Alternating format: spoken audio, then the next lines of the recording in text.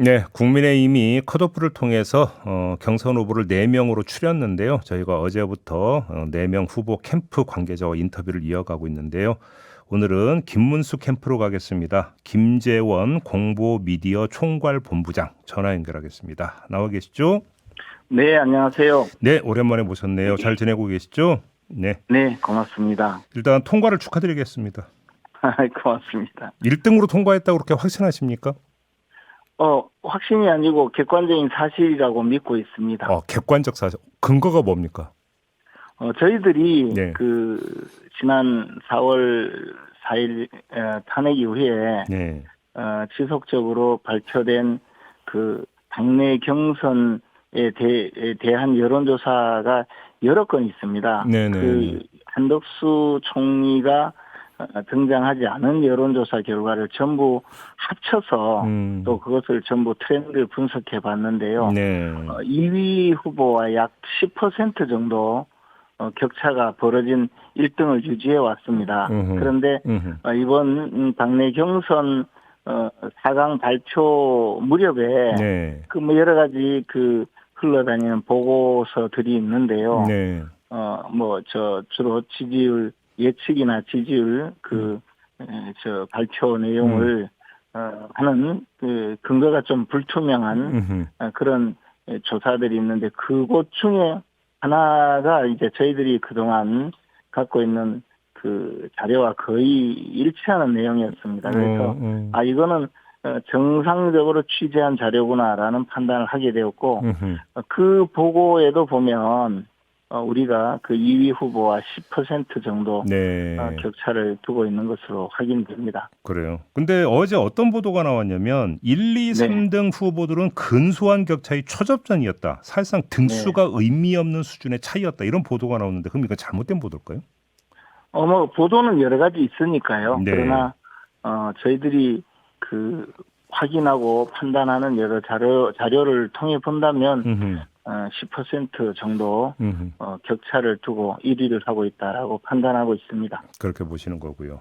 네. 지금 이제 사실 관심사는 나머지 한 자리를 이제 누가 차지하느냐, 안철수 후보냐, 나경원 후보냐 이게 관심사였는데 결과적으로 안철수 후보가 이제 됐어요. 네. 이러다 보니까 이제 어떤 분석이 뒤따랐냐면 결국은 반탄 이 주장과 세력이 좀 너무 약간 좀 뭐라고 할까요? 뻥튀기 되어 있었던 거 아니냐. 실제로 흐름은 그렇지 않은 것 아니냐. 이런 지금 지적, 분석이 나오는데 이건 어떻게 평가하십니까? 그럴 수도 있고 아닐 수도 있고 한데요. 네. 탄핵 반대 지지자들이 이번에 나경원 후보뿐만 아니라 또 이철우 후보 등 여러 후보가 있었죠. 그런데 전략적으로 선택을 해서 김문수 후보에게 조금 더 표를 몰아준 것 아닌가. 몰아주기. 그러다 보니 상대적으로 제가 정치적으로 친밀하게 가깝게 지내고 있는 나경원 후보가 좀 안타깝게 떨어졌다라는 그런 생각을 갖고 있습니다. 만약에 몰아준 게 사실이라면 몰아준 이유는 뭘까요? 탄핵을 반대한 분들은 좀 더 전략적으로 선택을 할 가능성이 있습니다. 그래서 1위 후보인 김문수 후보에게 좀 더 지지세가 쏠릴 수 있다고 봅니다. 혹시 이제 또 이런 분석이 있잖아요. 한덕수 출마론이 나오고 있는 상황이고, 네. 만약에 한덕수 대행이 정말로 출마를 한다면 국민의힘 후보와의 단일화를 모색을 할 텐데, 그러면 누가 후보가 됐을 때 단일화가 좀 더 수월하게 될 수 있느냐? 그게 김문수 후보 아니냐? 그래서 전략적으로 김문수 후보를 밀어주는 것 아니냐? 이런 분석이 있는데 여기에는 동의하십니까? 사실 이제 보수 진영에서도 전략적 선택을 한다는 것은 궁극적으로 본선 경쟁력이 누구에게 있느냐, 네. 그것을 따진다는 의미이고요. 네. 본선 경쟁력을 따질 때는 지금 현재 등장하고 있는 후보들이 이재명을 상대하기 위해서는 한덕수 총리와 단일화를 통해서 좀 더 지지세를 확대하고 확장해야 된다는 그런 전략이거든요. 그런데 지금 우리 당의 4명의 후보 중에서 유일하게 김문수 후보는 자신이 당의 이 경선에 승리하면 곧바로 한덕수 총리와 단일화 제안을 하겠다라고 입장을 밝히고 있습니다. 네네네. 어제 홍준표 후보께서도 뭐 빅텐트 말씀을 하셨지만 홍준표 후보의 빅텐트는 결국 1인용 빅텐트거든요. 그 뭐 어떤 뜻이에요? 1인용 빅텐트라는 건? 결국 빅텐트라고 하더라도 홍준표 후보만을 위한 그런 텐트이지 뭐 다른 분이 거기에 들어가서 지낼 수 있는 그런 텐트는 아니라고 봅니다. 지금까지 홍준표 후보께서 말씀하신 내용 전체를 보면요. 그리고 한동훈 후보는 아예 그런 정치력이 없는 분이죠. 그렇다 보면 결국 이제 유권자인 당원이나 당 지지자들의 입장에서 본다면 김문수 후보가 가장 경쟁력이 있다. 그리고 가장 포용력이 있고 처음부터 빅텐트 내지는 대통합 대연정까지 주장했던 분이기 때문에 전략적으로 선택할 가능성 좀 더 높다고 봅니다. 그리고 그런 전략이 성공하고 있으니까 이제 갑자기 지금까지는 전혀 다른 말씀을 하시던 홍준표 후보도 이 빅텐트라는 말씀에 참여하고 계신 것 아닌가 생각이 듭니다.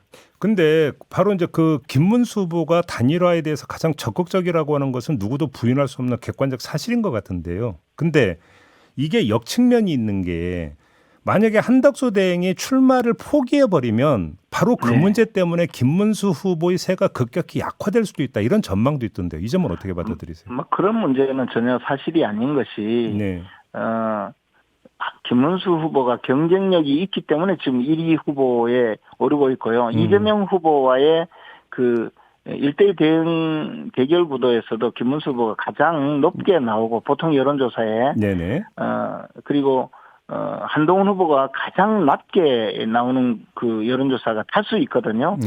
그러면 그것은 무엇을 의미하느냐 하면 김문수 후보가 본선 경쟁력도 일단 가장 높다고 봐야 될 겁니다. 그런데 그것을 전략적으로 선택하는데 거기에 다만 한덕수 총리가 출마하더라도 그 단일화의 길을 열어놓고 있으니까 당의 지지자들 내지는 정권 교체를 바라는 많은 국민들의 입장에서 보면 역시 김문수 후보가 우리 국민의힘의 후보로 선출되어야 앞으로 본선에서 제대로 한번 붙어볼 수 있겠구나라고 판단한다는 것이지 한덕수 총리가 만약에 출마하지 않는다고 하면 이 전열 정비가 좀 더 빨리 되고 합리적으로 구성이 되겠죠. 오히려 뭐 그런 것이 더 바람직하다고 생각합니다. 한덕수 총리는 현재 그 국무총리 내지 대통령 권한대행으로서의 막중한 역할에 충실하는 것이 맞다고 보는데 그래도 만약에 출마를 하게 되면 보수 진영의 표가 분산될 염려가 있으니까 우리는 이미 그 국민의힘 후보로 선출된 상태에서도 기득권을 포기하고 단일화 협상에 나서겠다는 의미이지 뭐 한덕수 총리가 아주 경쟁력이 있어서 말씀드리는 것은 아닙니다. 알겠습니다. 그럼 하나만 더요. 한덕수 대행이 출마를 하고 그래서 단일화 협상을 해서 단일화를 시도를 한다고 쳐요. 물론 이제 후보는 김문수 후보가 되어 있는 상태라고 치고 그러면 단일화의 결과가 한덕수가 아니라 김문수일 수도 있다. 혹시 이렇게 전망하시는 걸까요? 아니 그게 우리는 당연히 김문수 후보가 경쟁력이 있다고 믿고 있고요. 한덕수 후보가 막상 출마 선언을 하면 우리 후보로 압도적으로 지지세가 모일 거라고 보기 때문에 단일화 협상을 하자는 것이지 그 외의 가능성을 열어놓고 있지 않습니다. 단일 후보도 김문수 후보다 이런 말씀이신 거죠? 단일 후보도 김문수 후보가 될 거라고 확신을 하고 있기 때문에 같이 가자고 하는 것이지 물론 뭐 막상 단일화의 과정에서의 결과는 예측할 수 없지만 김문수 후보를 대통령으로 만들기 위해서 지금 노력하고 있는 그리고 헌신하고 있는 김문수 캠프의 입장에서는 당연히 단일화 협상 끝에 단일화 작업이 이루어지더라도 우리 김문수 후보가 승리할 거라는 확신이 있기 때문에 단일화 제안을 하는 것이죠. 지금 윤상현 의원이 그 선대위원장으로 합류를 했죠, 본부장님. 네, 그렇습니다. 근데 윤상현 의원은 한덕수 대행을 찾아가서 출마를 요청했던 주인공 아닙니까? 예, 그렇게 알고 있습니다. 그런데 그런 윤상현 의원이 김문수 캠프 선대위원장으로 합류했다. 이건 어떤 의미일까요, 그러면? 그러나 지금은 한덕수 총리가 출마한다는 명시적인 의사표시도 없고 출마 가능성도 아직까지도 그렇게 높지 않는 상태이고 지금 우리 당의 후보 중에서는 김문수 후보가 압도적으로 1위를 할 가능성이 엿보이고 또 그 가능성이 충분하기 때문에 윤상현 의원께서는 당연히 김문수 후보를 선택한 것이고 만약에 한덕수 국무총리가 출마 선언을 하게 되면 좀 더 여러 가지 역할을 또 해보겠다는 정치적인 판단이 있을 거라고 봅니다. 현재는 가교 역할 같은 현재는 한덕수 국무총리 출마 가능성이 별로 없기 때문에 그런 상태에서는 당연히 김문수 후보가 경쟁력이 있고 우리 당의 대선 후보가 되어서 본선에서 이재명 후보를 꺾을 것이기 때문에 그래서 선택을 한 것이라고 보고 있습니다. 알겠습니다. 이제 앞으로 맞수 토론이 진행이 되는데요. 맞수 토론에서 붙을 상대 후보를 지명을 했는데 김문수 후보는 한동훈 후보를 선택을 했습니다. 왜 한동훈 후보였을까요? 당연히 김문수 후보는 한동훈 후보에게 물어볼 것이 참 많다고 생각을 합니다. 예를 들면 대통령의 절대적인 신임을 받고 대통령의 후원으로 정치적으로 성장한 분이 대통령과의 관계가 왜 그렇게 되었는지 그게 참 이해할 수 없다, 궁금하다 이런 말씀을 늘 하셨거든요. 그것은 국민들한테 한번 설명할 기회를 줘야 되지 않느냐라는 그런 말씀을 많이 하셨는데 뭐 그런 취지에서 이게 한동훈 후보를 추궁하겠다는 것도 아니고 국민들에게 소상히 밝혀야 우리 당의 그래도 정치적 자산인데 좀 더 그 국민들의 그 의구심을 풀어주는데 필요하지 않는가 그런 생각입니다. 그리고 그 이상의 한동훈 후보를 상대로 네거티브를 한다든가 졸렬한 비방을 한다든가 할 생각은 전혀 없습니다. 거꾸로 안철수 후보는 또 김문수 후보를 지목을 했더라고요. 지목을 당하셨는데 이 점은 어떻게 받아들이십니까? 김문수 후보가 1위 후보이기 때문에 안철수 후보의 입장에서는 그래도 1위 후보를 상대해야 자신의 체급을 높일 수 있다고 판단한 것 같습니다. 특히 이제 IT 분야 내지는 AI 분야에 집중해서 질문을 하겠다라고 말씀하셨는데 사실 그 분야가 좀 다릅니다. 안철수 후보는 실제로 안철수 연구소를 운영해본 IT 전문가이고 김문수 후보는 안철수 연구소가 입주한 판교 단지를 설계하고 건설한 분이거든요. 경기지사 때?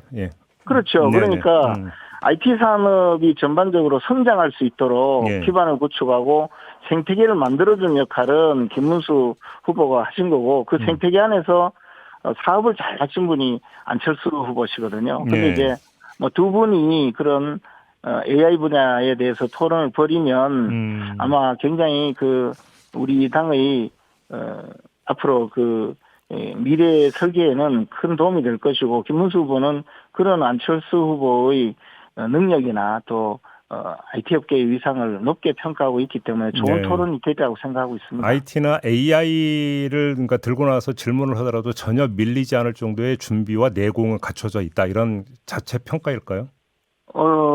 김문수 후보가 요즘 제일 많이 쓰는 게 챗GPT하고 퍼블리시티인데요. 제가 깜짝 놀랐습니다. 그래요? 챗GPT 많이 씁니까? 네, 그보다도 퍼블리시티인가 그런 프로그램을 유도로 어플리케이션을 구입해서 쓰고 계시는데 깜짝 놀랐습니다. 그렇군요. 지금 이제 그 4명의 후보가 떨어지지 않았습니까? 이들 후보들 혹시 연대할 계획 혹시 모색되는 게 있습니까? 사실은 이철우 지사나 유정복 시장과는 통화도 하고 여러 가지 의견을 조율했고 나경원 후보께는 전화를 했는데 아직까지 연결은 되지 않고 있습니다만 마음은 다 같이 가는 분들이 아닌가. 그리고 지지 의사를 표시하는 분들도 계시는데 이철우 지사나 유정복 시장은 자신의 선거운동을 하는 것은 괜찮은데 그 광역단체장이기 때문에 다른 분의 선거운동을 하는 것은 선거법 위반이거든요. 그래서 지지 의사를 이제 공개적으로 표시하지는 못하는 상태에 있습니다. 그래요. 뭐 이야기 나누다가 자연스럽게 이제 상대 후보들 얘기했는데 홍준표 후보 얘기만 좀 빠졌거든요. 어떻게 평가하십니까? 우리 당의 훌륭한 정치적 자산이죠. 예.